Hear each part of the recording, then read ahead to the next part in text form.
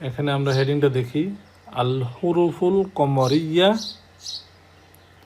অর্থাৎ চন্দ্রাক্ষর সমূহ, আল হুরুফুস শামসিয়া সূর্যাক্ষর সমূহ।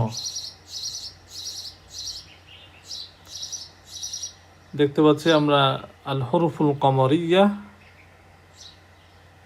এখানে দেখতে পাচ্ছি 14টা, আল হুরুফুস শামসিয়া এটাও 14টা।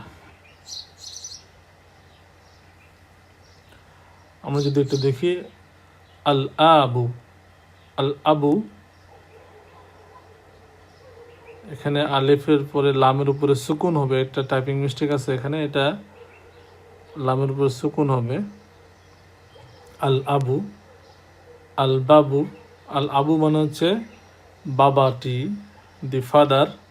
আল বাবু দরজাটি, আল জান্নাতু জান্নাত, আল হিমারু গাধাটি, আল খুবজু রুটিটি, আল আইনু চোখটি, আল গদাউ মানে হচ্ছে লাঞ্চ দুপুরের খাবার, আল ফামু মুখ মাউথ, আল কমারু চাঁদটি।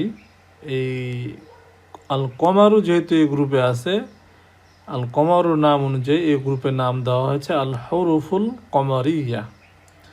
আল কালবু কুকুরটি, আল মাউ পানিটি বা পানি, আল ওয়ালাদু বালকটি, আল হাওয়াউ মানে বাতাস, আল ইয়াদু হাতটি হ্যান্ড। লক্ষ্য করছি আমরা এখানে যে 14টা হরফ আছে, এই 14টা হরফের শুরুতে আলিফ লাম যুক্ত হয়েছে এবং আলিফ লামের লামটাও উচ্চারিত হচ্ছে। যদি মুখস্থ করতে চাই খুবই সহজ, এগুলো পরপর আছে, যেমন হামজা বা, জিম হা খ, আইন গইন, ফা কফ কাফ, মিম ওয়াও হা ইয়া। আলিফ বা জিম হা খ, আইন গইন, ফা কফ কাফ, মিম ওয়াও হা ইয়া। আমরা বাম দিকে খেয়াল করি, তা, আত্তাজিরু ব্যবসায়ীটি, আত্তাউবু কাপড়টি, আদ্দিকু মরকটি, আদাহাবু স্বর্ণ গোল্ড, আর রাজুলু লোকটি, আজাহরতু ফুলটি, আসামাকু মাছটি ফিশ, আশামসু সূর্যটি। আমরা দেখতে পাচ্ছি এখানে আশামসু আছে এবং শামসুন এর নামের অনুসারে এই গ্রুপের নাম দেওয়া হয়েছে আল হুরুফুস শামসিয়া অর্থাৎ সূর্যাক্ষর। আসদরু চেস্ট বা বক্ষ, আদয়ফু মেহমান, আত্তালিবু ছাত্রটি, আল জহরু ব্যাক অথবা পিঠ, আল্লাহমু গোস্ত মিট, আন্নাজমু স্টার। এখানে আমরা খেয়াল করি এই 14টি অক্ষরের মধ্যে প্রথম অক্ষরটা শুরু হচ্ছে, যেমন এখানে তা দিয়ে শুরু হচ্ছে, কাজে এখানে আলিফ লামের লামটা উচ্চারিত না হয়, সরাসরি তাটা উচ্চারিত হচ্ছে আত্তাজিরু। যেহেতু আলিফ লামের লামটা উচ্চারিত হচ্ছে না, সে লাম তার সুকুনটা তাকে গিফট করেছে। যে আমি একটু যদি উদাহরণ দিয়ে বোঝানোর চেষ্টা করি, আলিফ লাম তাজিরু,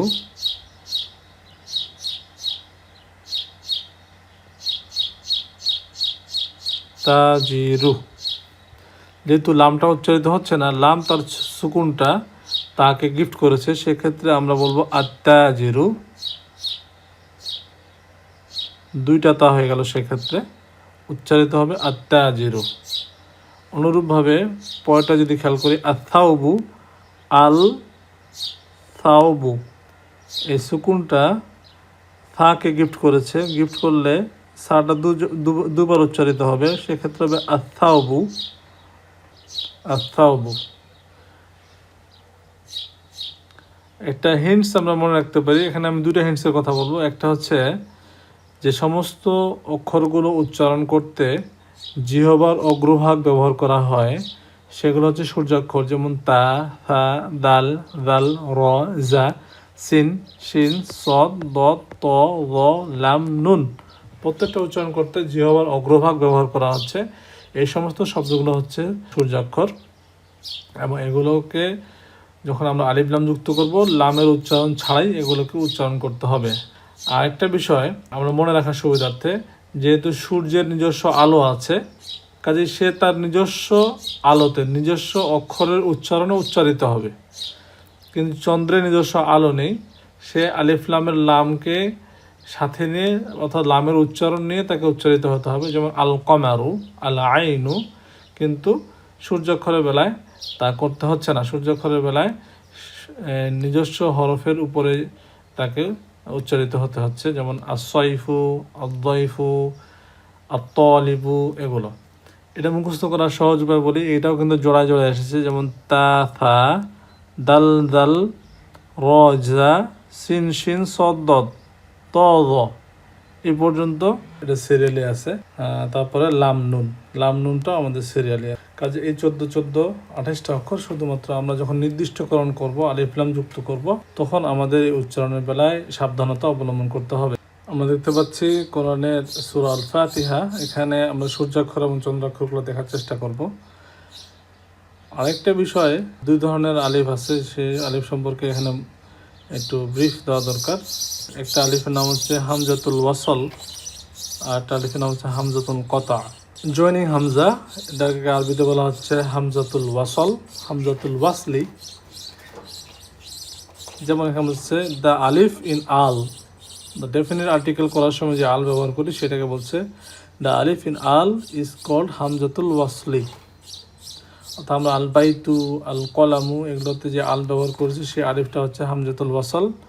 if it is preceded by another word it is not pronounced, যদি সেটা বাক্যের মাঝখানে আসে বা 2 শব্দের মাঝখানে আসে সেটা উচ্চারিত হবে না। যেমন আমরা বলি আল বাইতু, এই যদি আল বাইতু বাক্যের শুরুতে আসে তাহলে আমরা পুরোটাই উচ্চারণ করবো। যেমন আল বাইতু প্রোনাউন্সড আল বাইতু, অ্যান্ড ওয়াল বাইতু ইজ প্রোনাউন্সড এস ওয়াল বাইতু, নট ওয়া আল বাইতু। অর্থাৎ ওয়া সরাসরি গিয়ে ধরবে লামকে, এই জন্য ওয়াল বাইতু উচ্চারিত হবে, ওয়া আল বাইতু হবে না। এই আলিফটা আমরা এখানে উচ্চারিত করি না, যার কারণে এই আলিফটা শুধুমাত্র জয়েনিংয়ের কাজে ব্যবহৃত হয়।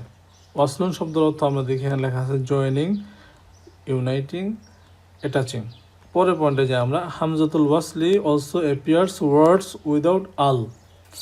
যেমন আমরা দেখি ইসমুন, বিসমিল্লাহি কে আমরা যদি ভেঙে দেখাতে চাই, বা জের জক ইসিম ছিল বা একটা হারফু জার হওয়ার কারণে এখানে ইসমি হয়ে যায়, মিমের নিচে জের আসে এবং এই আলিফটাকে লেখা হয় না, এই জন্য বিসমি হয়ে গেছে। এই জন্য দেখেন এখানে বিসমিল্লাহি, অর্থাৎ বায়ের পরে আলিফ ছিল, আলিফটাকে ছাড়াই লেখা হয়েছে। 2 নম্বর পয়েন্ট, ইবনুন শব্দ অর্থ হচ্ছে সান। ঈসা বুনু মারিয়াম, মারিয়ামের ছেলে ঈসা, মারিয়াম আলাইসাল্লামের ছেলে ঈসা আলাইসাল্লাম। এখানে ঈসার পরে ঈসা বুনু, অর্থাৎ আলিফটা উচ্চারণ করছি না আমরা, ঈসা ইবনু মারিয়ামা বলছি না, বলছি ঈসা বুনু মারিয়ামা, অর্থাৎ মারিয়ামের ছেলে ঈসা। To signify alif as hamzatul wasl, look for one of the following 3 conditions. 1 নম্বর হচ্ছে একটা সিম্বল থাকে, সাধারণত কোরআনের মধ্যে আলিফের উপরে একটা এরকম সিম্বল থাকে, সদের মাথার মতো দেখা যায়, 1। 2 নম্বর হচ্ছে উইদাউট এনি সদ symbol or Hamza symbol on আলিফ, যদি কিছু না থাকে, যেমন এখানে ইবনুর ক্ষেত্রে কোনো সিম্বল ব্যবহার করা হয়নি, এরকম থাকলেও বুঝতে হবে এটা হামজাতুল ওয়াসল। আর এটা হচ্ছে কমপ্লিটলি ওমিটেড ইন রাইটিং, যেমন বিসমিল্লাহ, এটার গঠনটা আমরা দেখলাম, সেখানে পুরোপুরি আলিফটাকে উঠিয়ে দেওয়া হয়েছে। পরের পয়েন্টটা, বোথ আলিফ অ্যান্ড লাম and alif lam are not pronounced when a word starts with a solar letter and is preceded with another word. যেমন আমরা বলছি ওয়ান নাজমু, ওয়ান নাজমু, অর্থাৎ আলিফ উচ্চারণ হলো না, পরে লামটাও উচ্চারণ হলো না, যেহেতু এটা একটা সূর্যাক্ষর, কাজে আলিফ লাম কোনোটাই উচ্চারণ হবে না। উচ্চারণটা ওয়া থেকে শুরু হয়, ডাইরেক্ট নুনকে গিয়ে ধরবে। ওয়ান নাজমু, ওয়ান নাজমু ইজ প্রোনাউন্সড এজ ওয়ান নাজমু, not wa al najmu or wa an najmu, wan najmu, ওয়ান নাজমু, ওয়া আন নাজমু হবে না, যেহেতু ওয়াটা সরাসরি নুনকে গিয়ে ধরেছে। আমরা দেখতে পাচ্ছি এখানে কতআন শব্দের অর্থ হচ্ছে cutting, discounting, separating. As opposed to hamzatul wasl, hamzatul qat'i is always pronounced regardless of its position in the sentence, অর্থাৎ সেটা বাক্যের শুরুতে আসুক, মাঝে আসুক, যে কোনো জায়গায় আসুক, এটাকে উচ্চারণ করতে হবে।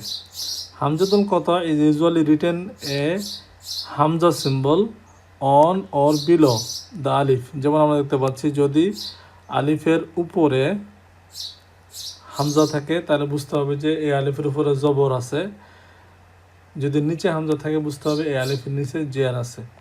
যেমন এক্সাম্পল এখানে দেখি আমরা, আহাদুন এই কথাটা আসছে সূরা ইখলাসে, কুল হু আল্লাহু আহাদ।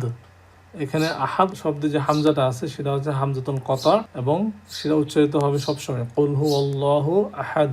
2 নম্বর হচ্ছে ইদ, আলিফের নিচে হামজা লেখা হয়েছে এখানে, ওয়াইদ ক্বালা রাব্বুক, ওয়াইদ ক্বালা রাব্বুক, অর্থাৎ এখানে যদিও শব্দের মাঝখানে আসছে তবু ওকে পুরোপুরি উচ্চারণ করতে হচ্ছে, ওয়াইদ ক্বালা রাব্বুক। পরের পৃষ্ঠায় আমরা যাচ্ছি, এখানে এই 4টা বিষয় খেয়াল করবো আমরা এখানে, হরফুস শামসিয়া, অল কমারিয়া, হামজাতুল ওয়াসলি, হামজাতুল কতঈ, এগুলো আমরা সূরা ফাতিহার মধ্যে দেখব।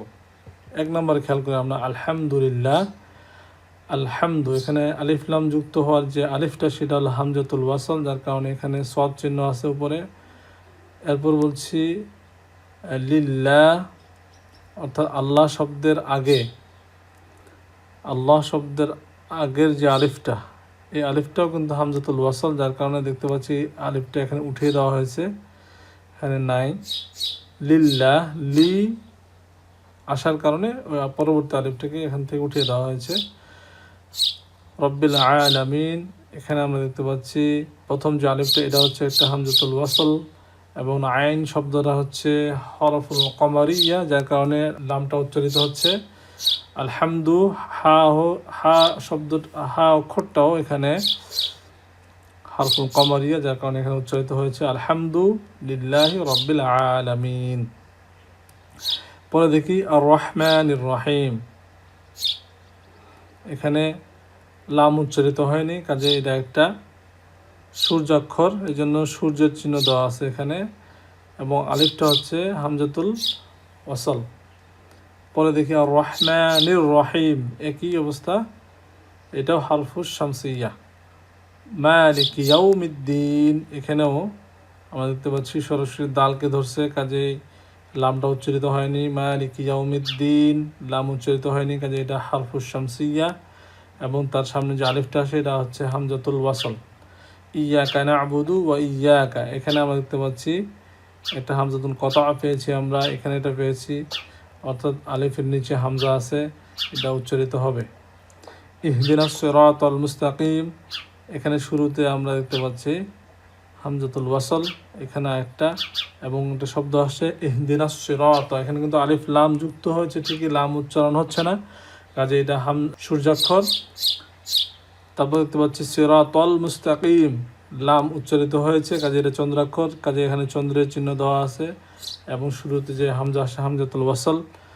সিরাতাল্লাযীনা, এখানে আল্লাযীনা আনআমতা, এখানে একটা হামজাতুল কতা পেয়েছি, উপরে হামজা চিহ্ন আছে। আলাইহিম গায়রিল মাগযুবি আলাইহিম, এখানে লাম উচ্চারিত হয়েছে, কাজেই এটা হচ্ছে এটা চন্দ্রাক্ষর। ওয়ালা গায়রিল মাগযুবি আলাইহিম ওয়ালাদ-দাল্লিন, অর্থাৎ এখানেও এটা হামজাতুল ওয়াসল এবং লাম উচ্চারিত হয়নি, কাজেই দাদ হচ্ছে একটা সূর্যাক্ষর। আলহামদুলিল্লাহ, আমরা সূরা আল ফাতিহায় দেখলাম সূর্যাক্ষর, চন্দ্রাক্ষর, হামজাতুল ওয়াসল, হামজাতুল কতা।